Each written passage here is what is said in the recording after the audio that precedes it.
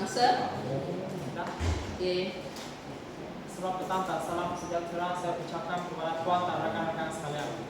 Pada hari ini saya akan membentangkan beberapa isu-isu dalam pendidikan jasmani dan sukan dan juga langkah untuk mengatasi isu-isu tersebut. Jadi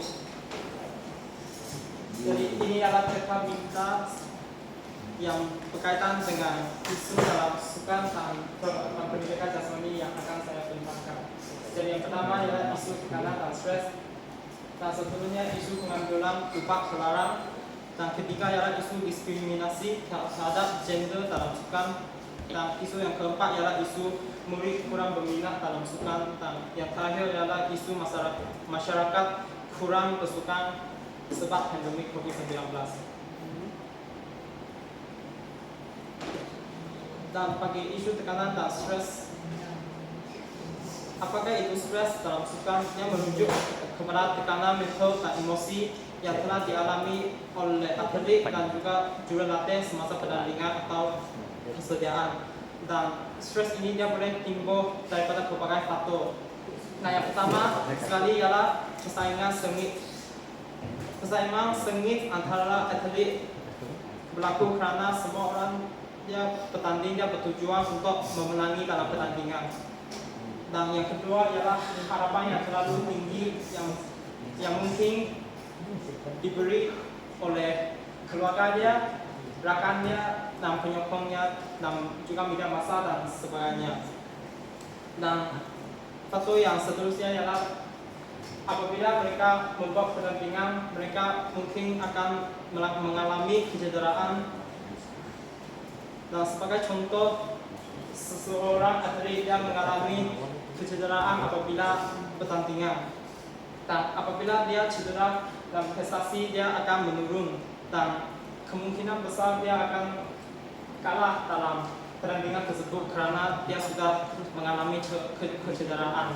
Dan selepas pertandingan dia akan berasa stres dan murung sebab dia kalah disebabkan oleh kecuaiannya semasa melakukan pertandingan tersebut. Dan faktor-faktor tersebut boleh memberi kesan kepada prestasi atlet dan kepuasan keseluruhan dalam sukan. Jadi berita ini dia juga berkaitan dengan stres ini, dan dia menceritakan tentang seorang atlet renang dari Amerika Serikat yang bernama Michael Phelps. Dia telah mengaku bahawa dia mengalami kesukaran untuk merealisasikan diri, terutamanya dalam pertempurannya dengan kemurungan. Dan pada Oktober 2014, dia telah meminta bantuan selepas dia menghabiskan 5 hari dia mengunci sendiri di dalam biliknya, dan dia pernah berfikir untuk membunuh diri pada masa tersebut. Dan selepas itu dia telah meminta bantuan daripada ahli-ahli psikologi untuk menjalankan rawatan psikoterapi, dan sekarang dia sudah stabil. Alhamdulillah. Dan sekarang saya akan bercakap membentangkan langkah untuk mengatasi isu stres dalam sukan.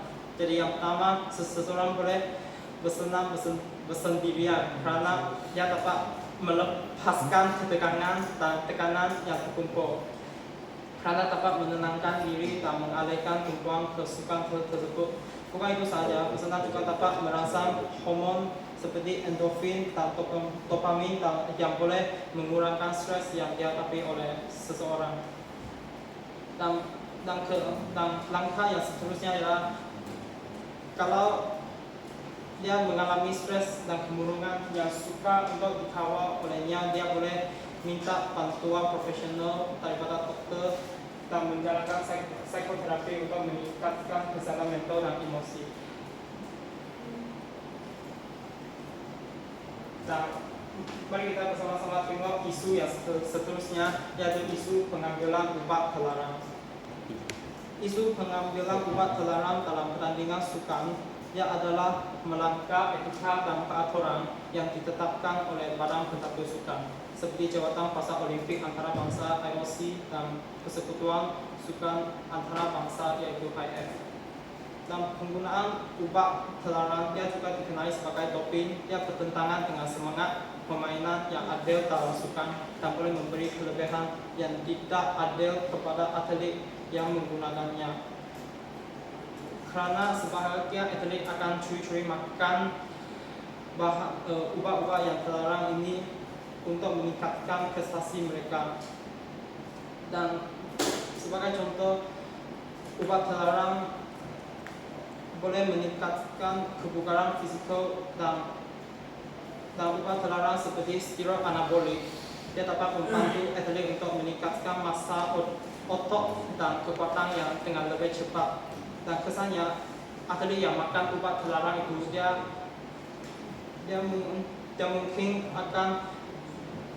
mempunyai kemungkinan yang lebih besar untuk menang, dan ini akan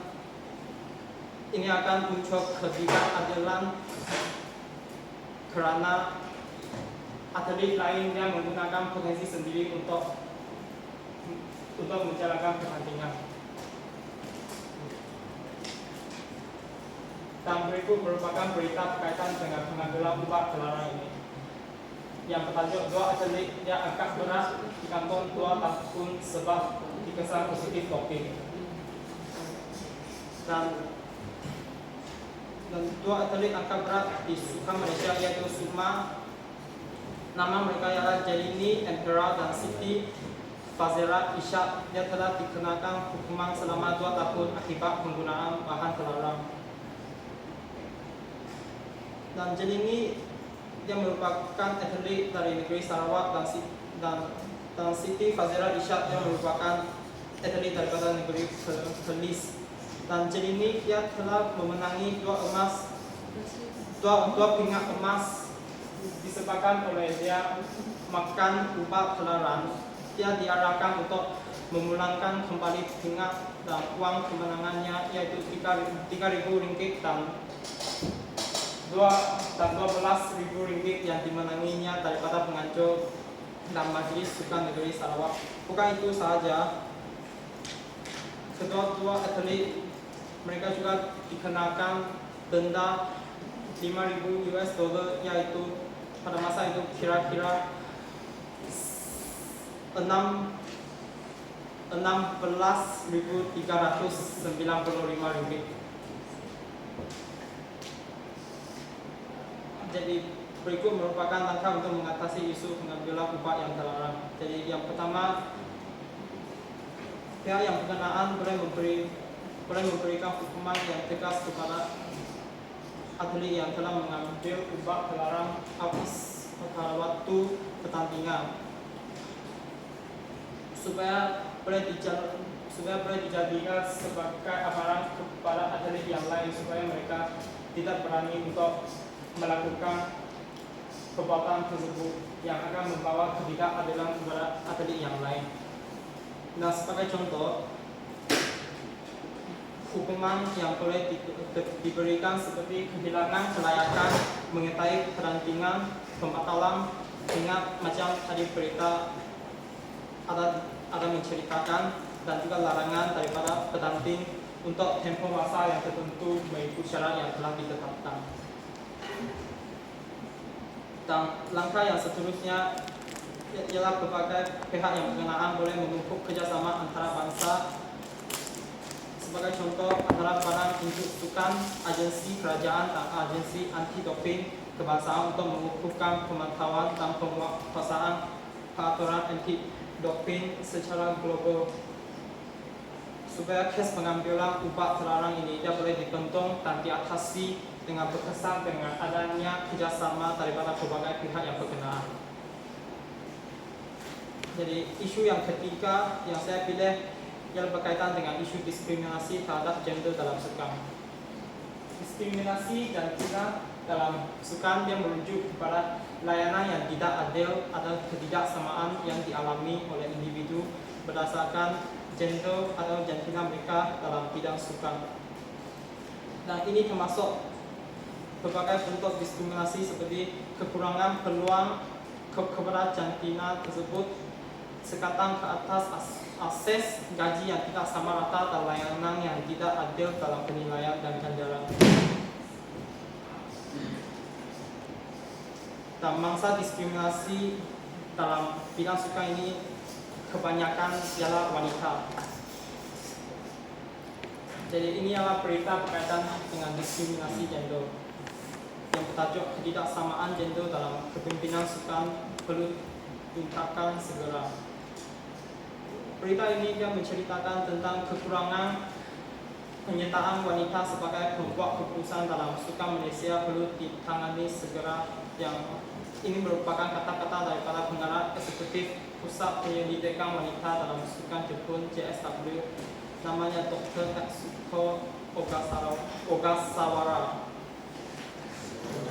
Dan sarana itu susulan pendedahan jabatan kuasa wanita dalam Sukan Majelis Olimpik Malaysia, yaitu MOM, berkata bahwa hanya 15% wanita mengambil peranan kepemimpinan dalam bidang sukan setakat tahun 2020.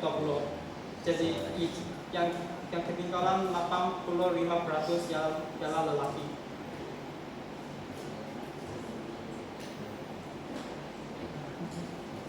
Jadi sekarang saya akan membentangkan langkah untuk mengatasi isu diskriminasi gender dalam sukan. Jadi yang pertama, atlet-atlet wanita haruslah dipromosikan dan memberikan pengiktirafan yang sewajarnya kepada pencapaian atlet wanita dan meningkatkan keterlibatan mereka dalam media dan acara sukan. Bukan itu saja, mereka boleh membina model peranan positif untuk wanita dalam sukan yang boleh membantu memberi inspirasi kepada generasi yang akan datang dan tetap meredakan stereotip jantina. Karena apabila hanya atlet lelaki selalu dipromosikan melalui media sosial, orang ramai yang akan menganggap atlet lelaki akan lebih pandai daripada atlet perempuan. Jadi akhirnya stereotip jantina akan dilakukan di dalam hati orang ramai. Dan yang kedua adalah membangunkan kejayaan untuk wanita. Mereka boleh menggalakkan penyertaan wanita dalam kejuruan latihan, pengurusan, dan peranan kepemimpinan dalam bidang sukan. Dengan menyediakan sokongan dan peluang untuk wanita dalam sukan boleh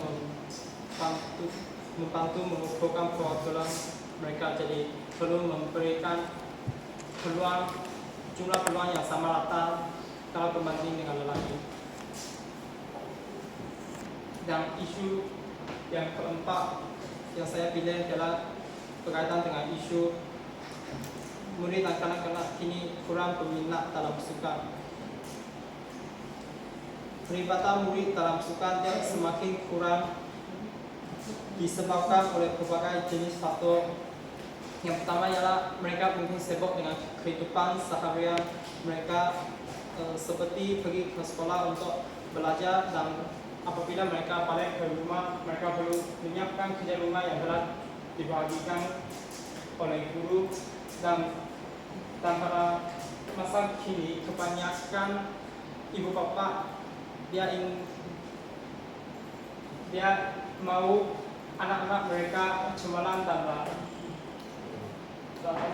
dalam akademik mereka. Jadi mereka akan menghendak anak-anak mereka ke kelas tuition. Ini akan menyebabkan mereka susah untuk meluangkan masa mereka untuk bersukan dan bersenam. Dan yang kedua, murid kini mungkin malas untuk bergerak karena mereka lebih suka berbaring di atas sofa untuk menonton TV atau bermain dengan telefon pintar mereka. Dan ketiga ialah murid ini juga kurang motivasi karena ibu bapa lebih mementingkan akademik daripada sukan.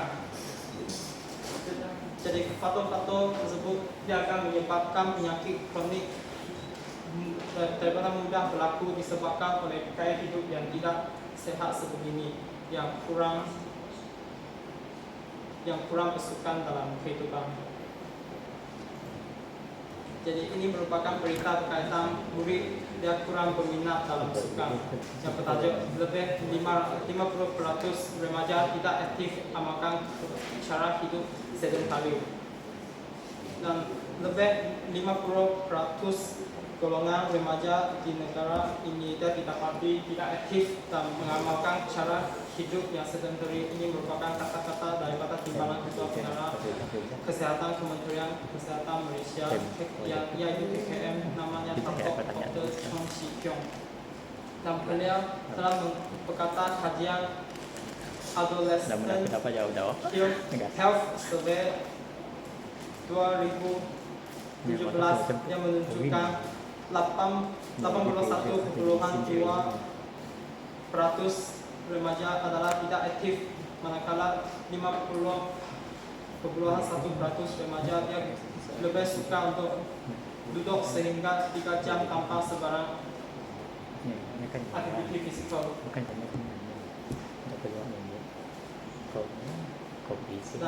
Dan sekarang saya akan membentangkan langkah untuk mengatasi isu murid kurang berminat dalam sukan. Jadi bagian pertama, pihak ibu bapa telah memainkan peranan yang amat penting untuk mendorong anak-anak mereka dalam pelibatan sukan. Mereka boleh menggalakkan anak-anak mereka untuk menyertai kegiatan yang berkaitan dengan bersukan di sekolah, seperti kurikulum pertandingan dalam sekolah. Bukan itu saja, mereka juga perlu menjadi suri teladan kepada anak-anak mereka dengan membawa keluarga untuk melakukan aktiviti riadah pada masa lapang. Bukan sentiasa duduk dalam rumah menonton TV, video atau bermain telepon mereka. Dan seterusnya, pihak sekolah juga memainkan peranan untuk menganjurkan berbagai jenis aktiviti seperti pertandingan acara sukan untuk menarik minat murid dalam melibatkan diri dalam acara sukan, berbagai jenis acara sukan. Dan pihak sekolah juga boleh menjalankan aktiviti kurikulum dengan kerap supaya boleh memotivasikan murid-murid untuk menceburi diri dalam sukan secara aktif. Dan isu yang terakhir yang saya cari adalah berkaitan dengan isu masyarakat kurang bersukan akibat pandemik COVID-19. Jadi pandemik COVID-19 telah menjejaskan banyak aspek kehidupan, termasuklah aktiviti fisikal dan sukan dalam masyarakat secara keseluruhan. Dan ramai orang telah mengalami penurunan tahap aktiviti fisikal yang disebabkan oleh faktor yang berkaitan dengan penjarakan sosial dan perintah kawalan pergerakan. Dan mungkin lebih banyak orang pada zaman sebelum COVID-19 dia mungkin masih akan pergi ke taman, pergi ke gelanggang untuk bersukan, bersenam. Dan selepas pandemi COVID-19 berlaku, dia hanya duduk dalam rumah saja dan juga tidak bermotivasi untuk bersukan, bersenam dalam rumah sendiri.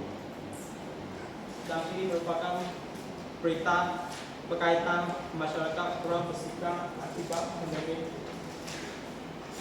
Dan menurut laporan tinjauan Kebangsaan Kesehatan dan Mobiliti 2019, terdapat 50,1% populasi dewasa di Malaysia yang telah dilaporkan mengalami berat badan berlebihan, yaitu 30,4,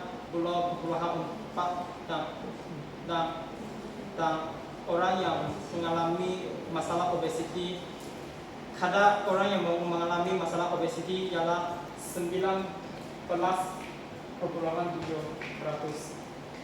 Dan semasa pandemik COVID-19, dia menunjukkan mereka yang mengalami obesiti dia mempunyai 240% peningkatan risiko jangkiti COVID-19 yang lebih parah. Dan ini merupakan langkah untuk mengatasi isu masyarakat kurang bersukan akibat pandemik. Dan pertama, masyarakat boleh bersukan dalam rumah karena terdapat berbagai jenis sukan yang boleh dijalankan dalam rumah dan tidak perlu ruang yang sangat luas, seperti latihan kekuatan otot menggunakan berat badan sendiri, yoga dan lompat tali. Yang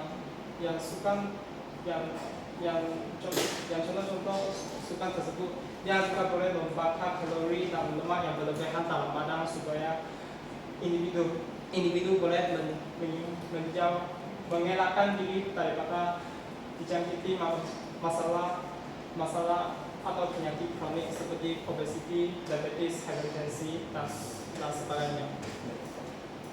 Dan langkah yang kedua, kalau individu dia tidak memotivasi untuk bersukan dalam rumah, mereka juga ada pilihan yang lain, yaitu menjalankan aktivitas fisikal rutin dalam rumah atau di sekeliling rumah. Mereka boleh menjalankan aktivitas rutin dengan lebih kerap sebagai senama mereka setiap hari. Nah, sebagai contoh, mereka boleh membersihkan, mencantikkan rumah, membasuh baju pakai tangan, tidak pakai mesin pencuci, dan mereka juga boleh menanam dan menyiram bunga. Dan contoh aktivitas fisikal rutin ini juga boleh dijadikan senaman, dan memang lebih baik daripada individu makan banyak dan tidak bersenam. Akhirnya berlaku karena obesiti di negara Malaysia semakin meningkat. Dan ini merupakan rujukan saya. Aduh, rujukan. Lepas ni kau kena alert dengan rujukan FPA sistem FPA. Daripada saya lepas saya dah tekankan dengan FPA. Okey, format FPA. Tolong yang macam ni awak ni copy paste daripada link saja ni. Mana semua buku? Semua link kan? Sebab kalau awak guna FPA sistem, awak akan tahu itu adalah sumber ataupun dari buku, website, blogspot, kita dapat tahu kalau kita guna FPA. So, take note itu satu yang serius kalau tak guna format FPA. Okay, next. Okay, soal jawab.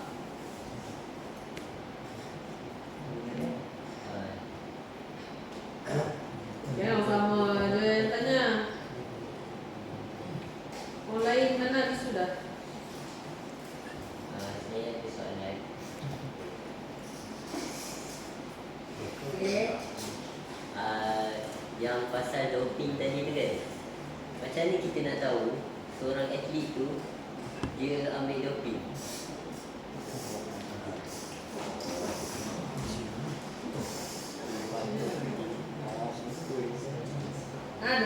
Itu awak punya isu. Awak kena tahu.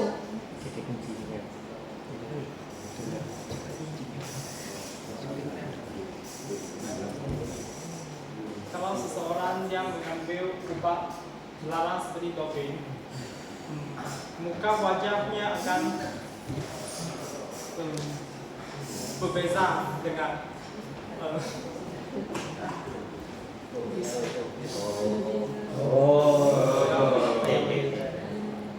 Soalan dia apa tadi? Macam mana kita nak tahu? Macam ni kita nak tahu atlet tu dia ambil doping. Macam ni kita nak kesan lah.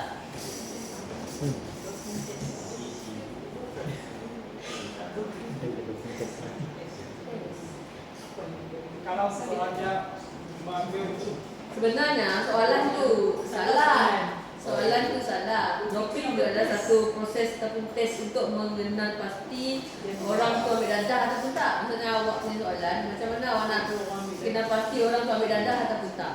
Kalau macam tu, macam mana kita nak kenal pasti? Kenal pasti seseorang itu dia ambil apa? Orang terlarang. Bahan terlebihan ataupun tidak dalam sesuatu sukan untuk meningkatkan prestasi seseorang. Daripada segi Doping. wajah dan perbuatannya, dia macam akan lebih excited. Saya rasa boleh sampai Awak yakin ke dia lebih excited? Kalau dia excited macam Aloy, dia ambil dadah. Ya. dia akan luar biasa. Luar biasa. Luar biasa. Dan dia kata kalau dia selalu excited, kalau dia excited dia memang normal lah. Oh. Kalau dia jarang excited, tiba-tiba dia excited, nah itu dia ambil dadah. Aloy?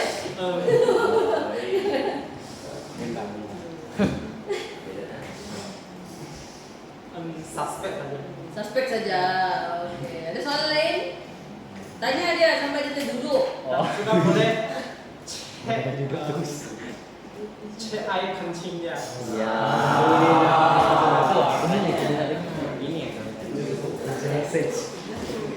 Okey, soalan lain ada? Bagi dia biar sampai dia terduduk. Lagi. Tu je. Itu. Ye.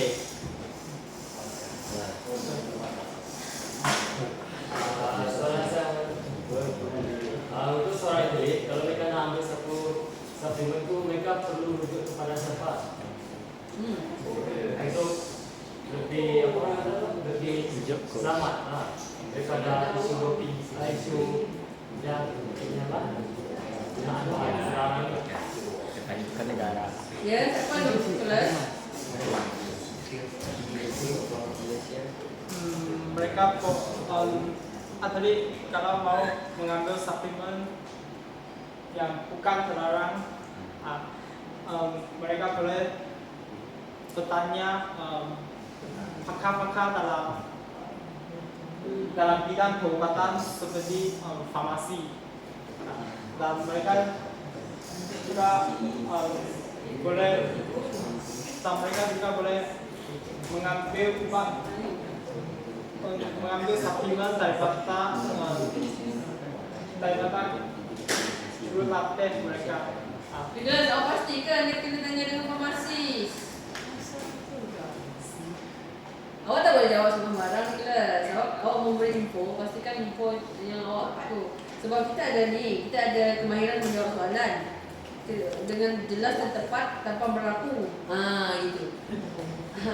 So awak kena jawab. Dan kalau awak tak pasti, awak kena jawab dengan cara yang tak pasti tu, kena terangkan macam mana awak nak handle soalan yang awak tak pasti jawab tu. Itu satu cara cara kemahiran awak nak menjawab soalan yang awak tak pasti jawab. Bukan yang awak jual ubat. Ya. Dia nak jawab.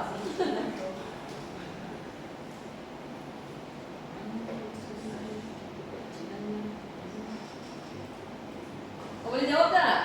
Macam mana awak nak jawab kalau awak tak boleh jawab? Macam tu.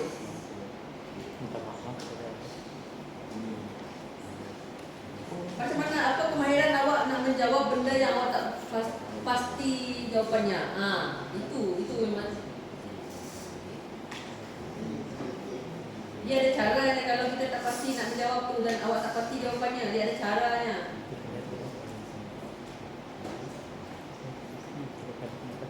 Walaupun kita tak pasti jawapan dia, kita kena yakin bagi tahu kita akan apa? Dalam pandangan saya, Jangan dipandang-pandang. Jangan dipandang-pandang. Ini bukan soalan nak pandang tak pandang. Kita mesti ada info ilmiah untuk menjawabnya. Dan kalau kita tak ada jawapannya dan kita tak pasti apa jawapannya, apa yang awak patut jawab kepada tukang tanya soalan dulu? saya perlu cari informasi. Dia awak apa?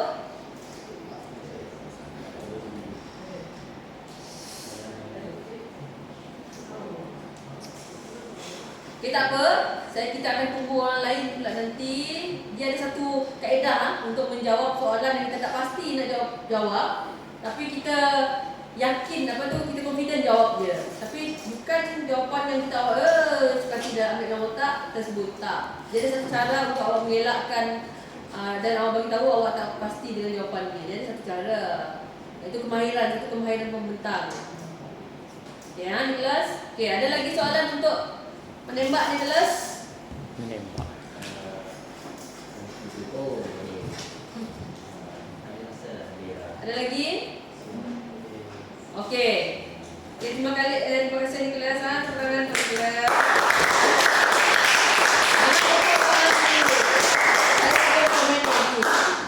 Okey, Nicholas. Buka balik slide awak. Untuk slide yang pertama sekali. Okey, tepat. Okey. Saya telah bagi tahu kalau isu tu kita kena bagi kepada dua. Satu isu dalam PJ, satu lagi isu dalam sukan. Sebab PJ dengan sukan tak sama. Kalau PJ tu lebih kepada di sekolah, kan? Kalau sukan tu lebih kepada institusi ataupun atlet-atlet ataupun satu badan-badan. Okey? So kita kena asingkan dia. Yang lain tu take note. Okey, next. Okey, ada juga next awak punya slide. Okey, ada juga awak pun sama juga info ataupun sumber rujukan awak yang tidak terpilih, iaitu awak telah mengambil tahun 2014, ada juga tahun 2005 kalau apa tadi. Okey. Okey, next awak buka slide yang pasal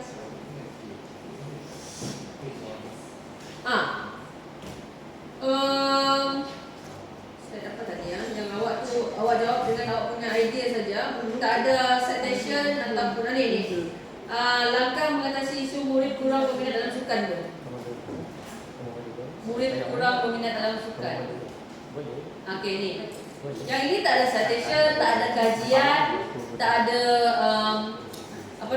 tak ada berita-berita ke apa. Input daripada luar, awak kena masukkan juga. Okey, walaupun awak ada langkah mengatasinya, bukan saya nak minta langkah awak yang mengatasinya. Tak.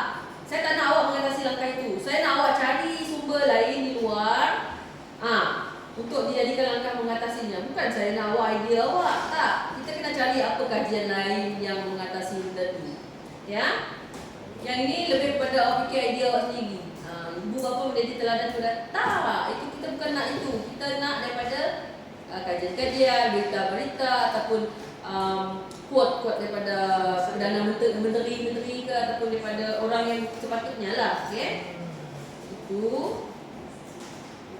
So ada juga guna kajian-kajian ataupun laporan tinjauan 2019 yang terkini. Bagus. Cumanya banyak dua orang ni dah saya tengok slide dia lebih kepada ayat, panjang ayatnya. Kenapa awak tak guna, saya dah kata, grafik, infografik? Dia ada kemahiran format dan isi kandungan pemerangan. Format tu, format FPA, peta-peta, grafik-grafik. Tahu? Ini lebih kepada ni, banyak kepada ni.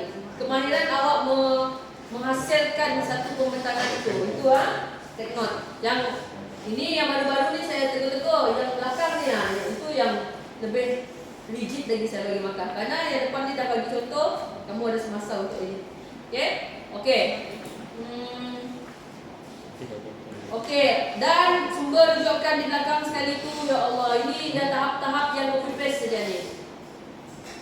Sumber rujukan ini. Kalau awak tak tahu, dekat items, di dalam rujukan items ada cara untuk awak buat sumber rujukan APA. Awak boleh tengok dekat situ. Ini memang level-level copy paste ni. Kalau ambil format markah dia ada 10 kan, 5 markah je ni. 5 pun tak sampai kalau macam ni. Faham? Yang lain tengok tak? Saya daripada sem lepas saya tegur pasal format APA. Okey. Itu saja daripada saya. Yang lain tahniah untuk pembentangan hari ini. Yang baik ambil, yang tak baik tu jadikan Silakan. tauladan. Terima kasih. Tepukan untuk kelas. Okey, next bentang